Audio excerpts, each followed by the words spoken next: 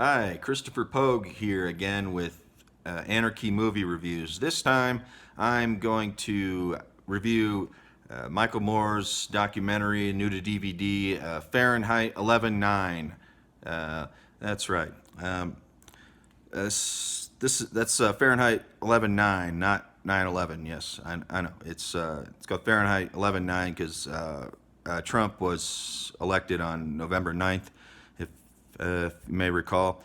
So yeah, it's documentary mostly about Trump's presidency and blah blah blah. Okay, so this is not it's not Moore's best work, but I mean he does cover some major topics, and he makes some important points here. Most of it's what you would expect, just more, just, talking shit about Trump. I mean, of course, uh, Moore's very left-leaning, liberal, and yeah, nothing we haven't really been hearing for the past 2 years, really. Yeah, Trump and his daughter, the creepy possible Chinatownish relationship there. Um, I mean, might be exaggerated. I mean, I would hope so anyway. Trump's similarities to Hitler, Russian collusion, blah blah blah. But also, it also tackles some issues you might not hear about enough. Yeah, Moore is very tough on the establishment Democrats here, and the media who's in bed with them. I didn't know this until I saw the documentary. You might not know it either, but yeah, apparently Bernie Sanders got more votes in the Democratic primary than Clinton, but the media never really covered that. So that was interesting. Definitely an interesting part of the doc. Concerning the media, Moore does point out the fact that the media kind of did give Trump a lot of coverage during his campaign. As much as Trump likes to complain that they have a liberal bias and they're out to get him, they did give him a lot of coverage. So and kind of helped him get elected. Let's be honest. All that being said, I do think Moore is being too hard on the mainstream Democrats. He fails to mention how the entire campaign process is kind of part of capitalism and therefore geared towards Republicans. Presidential campaigns tend to go better for the candidates who raise the most money from big business, and the Democrats are kind of simply adapting to that problem, I think. And Moore probably should have pointed out the need, excuse me, for campaign finance reform. The root of the problem as well. See, this has kind of been my problem with Moore for a while now. Is his idealism. It's fun to think about, but he doesn't really. He doesn't really. His ideas don't really take place in the realm of reality.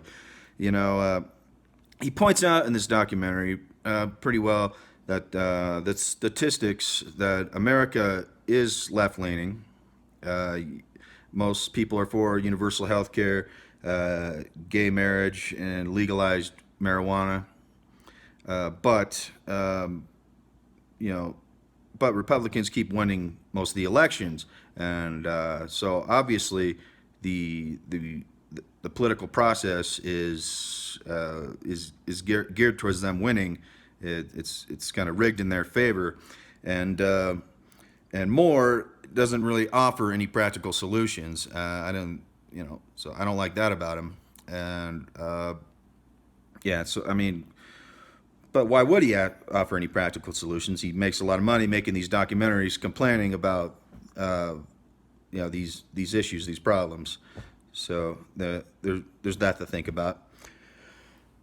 Moore also raises the concern that Trump may be a despot, a despot who won't leave, excuse me, won't leave office if he loses re-election or when his 8 years are up.